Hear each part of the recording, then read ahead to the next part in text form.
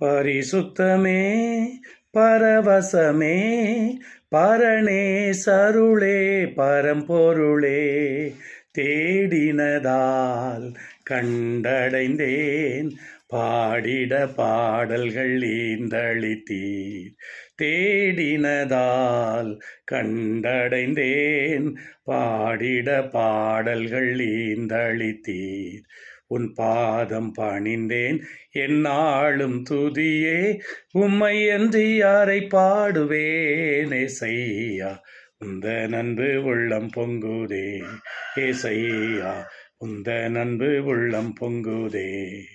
எங்கள் அன்பும் இரக்கம் நிறைந்த எங்கள் நல்ல பிதாவே, இந்த வேளையிலும் கர்த்தாவே நாங்கள் உம்மை குறித்து தியானிக்கிற தியானம் இனிமையாக இருப்பதாக. கர்த்தாவே, என் வாயின் வார்த்தைகளும் உடைய இருதயத்தின் தியானமும் உடைய சமூகத்தில் பிரீதியாய் இருப்பதாக. ஆமேன். இந்த நாளில் நம்முடைய தியானத்திற்கென்று 1 யோவானின் புஸ்தகம் 3ஆம் அதிகாரம் 2-3 வசனங்களை உங்களுக்காய் நான் வாசிக்கிறேன். பிரியமானவர்களே, இப்பொழுது தேவனுடைய பிள்ளைகளாய் இருக்கிறோம், இனி எவ்விதமாய் இருப்போம் என்று இன்னும் வெளிப்படவில்லை. ஆகிலும் அவர் வெளிப்படும்போது அவர் இருக்கிற வண்ணமாக நாம் அவரை தரிசிப்பதினால் அவருக்கு ஒப்பாய் இருப்போம் என்று அறிந்திருக்கிறோம். அவர் மேல் இப்படிப்பட்ட நம்பிக்கையை வைத்திருக்கிற எவனும் அவர் சுத்தமுள்ளவராய் இருக்கிறது போல தன்னையும் சுத்திகரித்துக் கொள்கிறான். சுத்திகரிப்பு என்பது நம்முடைய கிறிஸ்தவ வாழ்க்கையில மிகவும் முக்கியமான ஒன்று. பிரியமானவர்களே, கனி செடியை குறித்து, திராட்சை செடியை குறித்து சொல்லும் பொழுது, கனி கொடுக்கிற செடியை கர்த்தர் சுத்திகரிக்கிறார், அது அதிக கனிகளை கொடுக்கிறது என்பதாக வேதத்தில் பார்க்கிறோம். அப்போ சுத்திகரிப்பு இல்லாமல் ஒரு கிறிஸ்தவன் வாழ்ந்து கொண்டிருப்பான் என்றால், கர்த்தரை ஏற்றுக்கொண்ட ஒரு மனிதன் சுத்திகரிப்பே இல்லாமல் வாழ்ந்து கொண்டிருந்தால், அங்கே பார்த்தீங்கன்னா அவனுடைய வாழ்க்கை ஆசீர்வாதமானதாக இருக்காது, அவனுடைய ஊழியங்களும் ஆசீர்வாதம் நிறைந்ததாக இருக்காது. உலகத்தினால் வேண்டுமென்றால் அங்கீகாரம் பெறலாம், தேவனால் அங்கீகாரம் பெறுவது என்று கடினமான ஒரு காரியம். ஆண்டவராகிய இயேசு கிறிஸ்துடைய வாழ்க்கையை நீங்கள் பார்க்கும் பொழுது, யோவான் சுவிசேஷம் 17ஆம் அதிகாரம் 19வது வசனத்தில் நீங்கள் பார்த்தீங்கன்னா பைபிளில் நம்ம பார்க்குறோம், ஆண்டவராகிய இயேசு கிறிஸ்து என்ன சொல்கிறார் தெரியுமா? என் சீஷர்களுக்காக என்னை நானே என்ன செய்கிறேன், சுத்திகரிக்கிறேன் என்பதாக ஆண்டவர் சொல்கிறத நீங்கள் பார்க்க முடியும். பாருங்களேன், அந்த யோவான் 17:19 பாருங்கள். அவர்களும் சத்தியத்தினாலே பரிசுத்தமாக்கப்பட்டவர்களாகும்படிக்கு அவர்களுக்காக நான் என்னைத்தானே பரிசுத்தமாக்குகிறேன். பார்த்தீங்களா? அப்போ பைபிளில் பார்க்கிறோம், அவர் சத்திய வார்த்தையினாலே நம்மை பரிசுத்தமாக்குகிறார். அங்கே பார்த்தீங்க அப்படின்னா நாம் எல்லாரும் பரிசுத்தம் உள்ளவர்களாக இருக்கும்படிக்கு ஆண்டவர் சொல்கிறார் பாருங்க, என்னை நானே அவர்களுக்காக பரிசுத்தப்படுத்துகிறேன் என்று சொல்லுகிறார். பிரியமானவர்களே, ஆத்துமாக்கள் ரட்சிக்கப்பட வேண்டும் என்று நீங்கள் நினைத்தால், உங்களுடைய ஊழியம் பரலோகத்தால் அங்கீகரிக்கப்பட வேண்டும் என்று நினைத்தால், மனுஷர் புகழை பெற வேண்டும் என்பதான நினைப்பல்ல, அது நம்முடைய லீடர்ஸ் இல்லைன்னா பாஸ்டர்ஸ் அவங்க நம்மளை புகழணும் அப்படிங்கிறதுக்காக அல்ல, பரலோகத்தால் அங்கீகரிக்கப்பட்டிருக்க வேண்டும் என்றால், உங்களுடைய மினிஸ்ட்ரி ஆசீர்வாதம் உள்ளதாக இருக்க வேண்டும் என்றால், இந்த சுத்திகரிப்புக்கு நீங்கள் என்ன செய்யணும், இடம் கொடுக்க வேண்டும் என்பதாக பார்க்கிறோம். 1 தீமோத்தேயின் புஸ்தகம் 5ஆம் அதிகாரம் 22வது வசனத்தை வாசிக்கும் பொழுது அங்கே பார்த்தீங்கன்னா என்ன போட்டிருக்குது? உன்னை நீ சுத்தவானாய் காத்துக்கொள், மற்றவருடைய பாவங்களிலே அக்கிரமங்களிலே உன்னை நீ ஈடுபடுத்தி கொள்ளாதே, அவர்களுடைய பாவங்களிலே உன்னை நீ என்ன செய்யாத, அதனாலே உன்னை நீ கரைப்படுத்தி கொள்ளாதே, உன்னை சுத்தவானாய் காத்துக்கொள் என்பதாக வேதத்தில் நம்ம பார்க்கணும். ஆண்டவராகிய இயேசு கிறிஸ்துடைய சீஷர்களை குறித்து நம்ம பார்க்கும் பொழுது சுவிசேஷங்களில் கூட மத்தேயு 4ஆம் அதிகாரம் 18வது வசனம் 21வது வசனத்தில் நீங்கள் பார்த்தீங்கன்னா பைபிளில் பார்க்குறோம், இயேசு கிறிஸ்து எப்பொழுது தம்முடைய அப்போஸ்தலரை அழைத்தார் என்று உங்களுக்கு தெரியுமா? அங்கே பார்த்தீங்கன்னா ஒரு சம்பவத்தில் 18 போட்டிருக்குது, அவர்கள் வலை போட்டு கொண்டு இருக்கும் பொழுது, மீன் பிடிப்பதற்காக வலை போட்டு கொண்டிருக்கும் பொழுது இயேசு அவர்களை சந்தித்து அழைத்ததாக பைபிளில் போட்டிருக்கு. ஆனால் இன்னொரு இடத்துல பைபிளில் போட்டிருக்குது 21ல், அவர்கள் வலையை பழுது பார்த்து கொண்டிருந்தார்கள். இன்னொரு இடத்துல பார்க்கிறோம், வலைகளை அவர்கள் அலசி கொண்டிருந்தார்கள். அப்பொழுது தேவனாகிய கர்த்தர் அவர்களை என்ன செய்தார், அழைத்தார் அப்படின்னு சொல்லி பார்க்கணும். யாரும் சும்மா அப்படியே இருக்கிறாங்க, கர்த்தர் நம்மளை ஊழியத்துக்கு அழைப்பார் அப்படின்னு நீங்கள் எண்ணம் கொள்ளக்கூடாது. எதையோ ஒன்றை அவர்கள் செய்து கொண்டிருக்கிற வேளையிலே தான் அவர்களை அழைத்தார். இப்போ பாருங்க, வலைகளை சுத்திகரித்து கொண்டிருந்தார்கள், வலைகளை அலசி கொண்டிருந்தார்கள், வலைகளை பழுது பார்த்து கொண்டிருந்தார்கள். மீன் பிடிக்கும்போது சில இடங்களில் அந்து போயிருக்கும், பிஞ்சு போயிருக்கும். அதெல்லாம் சரி பண்ணிட்டு இருக்கிறாங்க. அப்படிப்பட்ட தருணத்திலே கர்த்தர் அவர்களை என்ன செய்தார்? அழைத்தார் என்பதாக வேத புஸ்தகத்திலே பார்க்கிறோம். பிரியமானவர்களே, நீங்கள் தேவனால் பயன்படுத்தப்பட வேண்டும் என்று நீங்கள் விரும்பினால், உங்களுடைய காரியங்கள் எல்லாம் ஆசீர்வாதமாக இருக்கணும். நீங்கள் ஒரு பாட்டு பாடினாலும் சரி, பிரசங்கம் பண்ணாலும் சரி, நீங்கள் ஜெபம் பண்ணாலும் சரி, அற்புதங்களும் அடையாளங்களும் நடக்கணும்.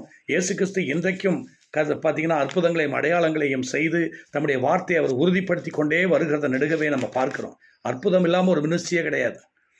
ஆமாம், அற்புதங்கள் இருக்கணும், அடையாளங்கள் இருக்கணும். அதுதான் வார்த்தை என்ன செய்யுது? உறுதிப்படுத்துது அப்படிங்கிறத நம்ம பார்க்குறோம். வேத புஸ்தகத்தில் நீங்கள் பார்த்தீங்கன்னா 2 தீமோத்தேயுவின் புஸ்தகத்தில் 2ஆம் அதிகாரம் 21வது வசனத்தை வாசிக்கும் பொழுது, ஆகையால் ஒருவன் இவைகளை விட்டு தன்னை சுத்திகரித்து கொண்டால் அவன் பரிசுத்தமாக்கப்பட்டவனும் எஜமானனுக்கு உபயோகமான எந்த நற்கிரியைக்கும் ஆயத்தமாக்கப்பட்டதுமான கனத்திற்குரிய பாத்திரமாக இருப்பான். பார்த்தீங்களா என்ன எழுதியிருக்குதுன்னு?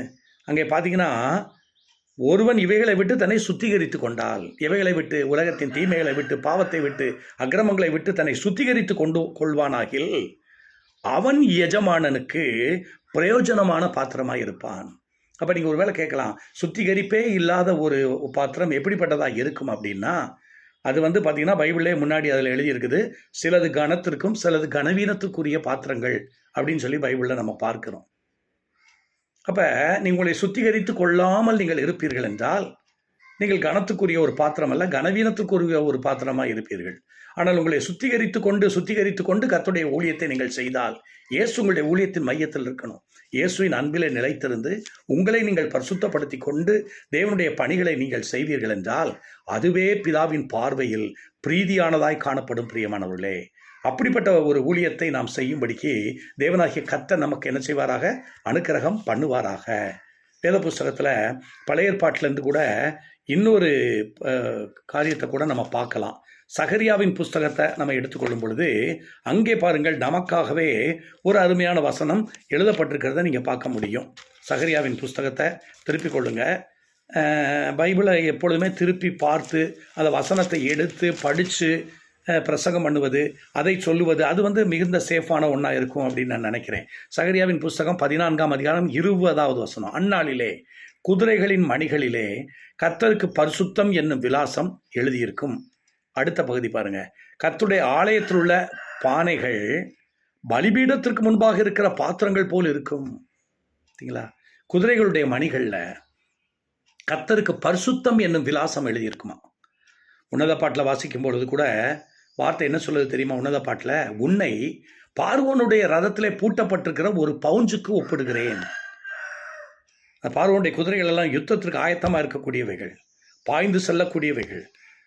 ஸோ அப்போ பார்வோனுடைய ரதத்தில் பூட்டப்பட்டிருக்கிற பவுஞ்சு அது எப்படிப்பட்டதாக இருக்கும்? ஆண்டவர் அப்படி சொல்கிறார், பார்வோனுடைய ரதத்தில் பூட்டப்பட்டிருக்கிற ஒரு பவுஞ்சுக்கு உன்னை ஒப்பிடுகிறேன், ஒரு குதிரைக்கு உன்னை ஒப்பிடுகிறேன். பிரியமானவர்களே, பார்வோனுடைய ரதத்தில் இருக்கிற குதிரை அத்தனை விசேஷமாக இருக்கும் என்றால், ஆண்டவராகிய இயேசு கிறிஸ்துடைய சேனையிலே நீங்கள் இணைந்திருக்கிற நீங்கள், அவருடைய சேனைக்குள்ளே இருக்கிற நீங்கள், ஒரு போர் வீரனாக கிறிஸ்துவனுடைய நல்ல போர் சேவகனாய் யுத்தம் பண்ணுகிற நீங்கள், ஆண்டவரை சுமந்து செல்கிற ஒரு குதிரையாக, ஆண்டவருடைய நாமத்தை மகிமைப்படுத்துகிற ஒரு குதிரையாக, எந்த சேனைக்குள்ளும் பாய்கிற ஒரு குதிரையாக, எந்த மதுளையும் தாண்டுகிற ஒரு குதிரையாக நீங்கள் இருக்கும் பொழுது அது எப்படிப்பட்டதாக இருக்க வேண்டும்?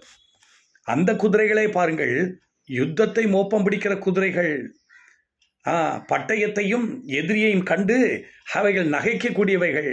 அங்கே பாருங்கள், நெருப்பே வந்தாலும் பட்டயமே வந்தாலும் அதற்கு எதிரடையாய் பாயக்கூடியவர்கள்.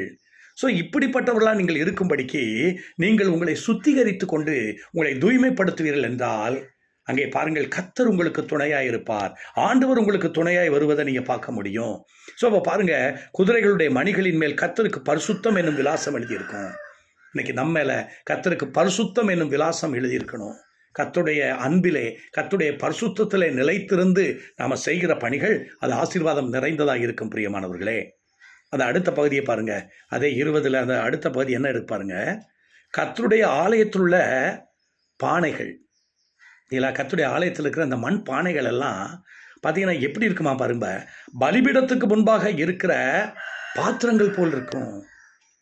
பலிபீடத்தில் அந்த நாட்களில் பரிசுத்த பாத்திரங்களை கொண்டு வந்து என்ன செஞ்சாங்க? பயன்படுத்தினாங்க. தூய்மையான பாத்திரங்களை கொண்டு வந்து என்ன செஞ்சாங்க? தேவனுடைய சமூகத்திலே பயன்படுத்தினார்கள் என்பதாக பார்க்கிறோம். அப்போ அந்த பானை, அந்த எருசலேம் தேவாலயத்தில் எக்கச்சக்கமான பாத்திரம் இருக்குது. ஆனால் அந்த பானைகள் எல்லாம் வந்து பார்த்தீங்கன்னா பலிபீடத்திற்கு முன்பாக இருக்கிற பாத்திரங்கள் போல. பலிபீடத்தில் வைக்கிற ஒரு பாத்திரம் அழுக்காக இருக்க முடியாது, அசுத்தமாக இருக்க முடியாது, அது தீமை நிறைந்ததாக இருக்க முடியாது. அப்படிப்பட்ட பாத்திரங்களை கர்த்தர் பயன்படுத்துவது இல்லை. சுத்திகரிக்கப்பட்ட ஒரு பாத்திரத்தை பாருங்கள். அதான் நம்ம தீமோத்தேயுல ஏற்கனவே பார்த்தோம்.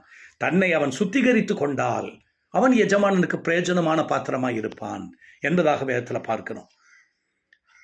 அப்போ பரிசுத்தமாக இருந்து பரமனின் பணியை செய்கிறவர்கள் பாக்கியவான்கள். ஐ ரிப்பீட், மறுபடியும் அதை சொல்கிறேன். பரிசுத்தமாக இருந்து பரமனின் பணியை செய்கிறவர்கள் பாக்கியவான்கள். ஸோ அப்போ நீங்கள் அப்படியாக ஆண்டவருக்கென்று நீங்கள் தூய்மையோடு கூட கர்த்தருடைய பணிகளை செய்வீர்கள் என்றால் உங்களை தூய்மைப்படுத்துவதற்கு நீங்கள் நேரம் எடுத்து, நிறைய பேர் இன்றைக்கி உபவாசமே பண்ணுறது கிடையாது, உபவாசமே செய்கிறதே கிடையாது. பார்த்தா எல்லாத்துக்கும் ஒரு சாக்கு சொல்லி எஸ்கேப் ஆகிடுற மக்களை நம்ம பார்க்குறோம். நீங்கள் கண்டிப்பாக உபவாசம் இருந்து ஜெபம் பண்ண வேண்டும் பிரியமானவர்களே. பைபிளில் அப்படி போட்டிருக்குது பார்த்தீங்களா? பைபிளில் வந்து என்ன போட்டிருக்கு? நீங்கள் உபவாசம் இருந்து ஜெபம் பண்ணணும். எதுக்கு அப்படி ஜெபம் பண்ணணுமா பாருங்கள். பைபிளில் பார்த்தீங்கன்னா என்ன எழுதி இருக்குது? கொரிந்தியரின் புஸ்தகத்தில் நம்ம பார்க்கும்போது பைபிளில் என்ன வாசிக்கிறோம் பாருங்கள். உங்களுக்கு 2 கொரிந்தியர் 7:1, இப்படிப்பட்ட வாக்கு தத்தங்கள் நமக்கு உண்டாயிருக்கிறபடினாலே பிரியமானவர்களே, மாம்சத்திலும் ஆவியிலும் உண்டான எல்லா அசுசிகளும் நீங்கி நம்மை சுத்திகரித்து கொண்டு பரிசுத்தமாகுதலை தேவ பயத்தோட பூர்ணப்படுத்த கடவோம். பார்த்தீங்களா? தன்னை சுத்திகரித்து கொண்டு ஆவியிலும் மாம்சத்தில் இருக்கிற அசுசிகள் எல்லாம் நீங்கி தூய்மையாக்கப்பட்டு கொண்டே இருக்கணும். ஒரு பக்கத்தில், இன்னொரு பக்கத்தில் கர்த்தருடைய பணியை செய்யணும். திரளான ஜனங்கள் மீட்கப்படணும், ரட்சிக்கப்படணும், அவங்க கர்த்தருக்குள்ளே வரணும். அப்படின்னா நீங்கள் ஆண்டவரை நோக்கி பண்ண வேண்டிய ஒரு பிரார்த்தனை என்ன? என்னை பரிசுத்தப்படுத்தும், என்னை தகுதிப்படுத்தும். என் வழியாக ஒரு கூட்டம் ரட்சிக்கப்பட, என் வழியாய் ஒரு கூட்டம் உம்முடைய அற்புத வல்லமைகளை காண, என் வழியாய் அநேகர் இயேசுவை காண, என் வழியாய் இயேசுவின் குரலை அநேகர் கேட்க, அநேகர் விடுவிக்கப்பட என்னை பயன்படுத்தும். என்னை பயன்படுத்துவதற்கு என்னை பரிசுத்தப்படுத்தும், என்னை தூய்மைப்படுத்தும். உம்முடைய சிந்தையை அறிந்து நான் செயல்படுகிறவனாக இருக்க எனக்கு அனுக்கிரகம் பண்ணும் என்று சொல்லி தேவனை நோக்கி நீங்கள் ஜெபம் பண்ணி பாருங்கள். உங்களுடைய வாழ்க்கையும் உங்களுடைய ஊழியமும் உங்களுடைய குடும்பமும் எல்லாம் ஆசீர்வாதமாக இருக்கிறத நீங்கள் பார்க்க முடியும். நம்ம ஜெபம் பண்ணலாமா? எங்கள் அன்பும் இரக்கம் நிறைந்தகள் நல்ல பிதாவே, இந்த காலை பொழுதிலே கர்த்தர் நீர் கொடுத்த அருமையான நம்முடைய வார்த்தைகளுக்காய் நன்றி. ஆண்டவரே, நம்முடைய வார்த்தைகள் எங்களுடைய இருதயத்திற்கு அது பிரயோஜனத்தை கொண்டு வருகிறது, எங்களை உற்சாகப்படுத்துகிறது, எங்களுடைய குறைகளை சுற்றி காட்டி தேவனுடைய வழிகளில் எங்களை நடக்கும்படி பண்ணுகிறது.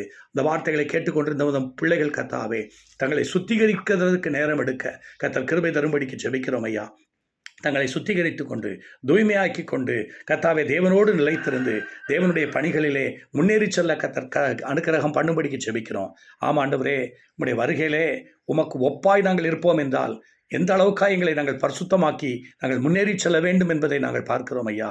அப்பா, நீர் நடந்தபடியே இந்த உலகத்தில் நாங்கள் நடக்க, நீர் பரிசுத்தமாய் வாழ்ந்தபடியே நாங்கள் இந்த பூமியில் பரிசுத்தமாய் வாழ, ஆமேன், இயேசுவின் அன்பிலே நிலைத்திருந்து கர்த்தாவே உம்முடைய சுத்திகரிப்பை நாங்கள் அடைந்து தேவனுடைய பணிகளை நாங்கள் செய்து முன்னுக்கு வர கர்த்தர் கிருபை தரும்படிக்கு ஜெபிக்கிறோம். நியாயத்தீர்ப்பின் நாளிலே கர்த்தருக்கு முன்பாக நாங்கள் நிற்கும் பொழுது நாங்களும் எங்களுடைய வார்த்தைகளை கேட்ட எங்கள் ஜனங்களும் கர்த்தாவே உமக்கு முன்பாக கரையற்றவர்களும் பிழையற்றவர்களுமாக இருக்கும்படிக்கு கர்த்தர் அனுக்கிரகம் பண்ணும்படிக்கு ஜெபிக்கிறோம். ஆமாண்டவரே, 1 தெசலோனிக்கர் 5:23 படி கர்த்தாவே எங்களுடைய ஆவி ஆத்மா சரீரம் கரையற்றதும் பிழையற்றதுமாய் கர்த்தருடைய நாளிலே காக்கப்படும்படிக்கு கர்த்தர் எங்களுக்கு அனுக்கிரகம் பண்ணும். கனம் துதி வல்லமைகளை உமக்கே செலுத்துகிறோம். இயேசு கிறிஸ்துவின் மகத்துவம் உள்ள நாமத்தில் தாழ்மையோடு ஜெபிக்கிறோம் நல்ல பிதாவே. ஆமேன், ஆமேன். God bless you all. ஆண்டவர் தம்முடைய வார்த்தையை உங்களோடு கூட பேசியிருக்கிறார். இந்த வார்த்தையின் படியே கர்த்தர் உங்களை மேன்மைப்படுத்தி ஆசீர்வதித்து வழி நடத்துவாராக. ஆமேன்.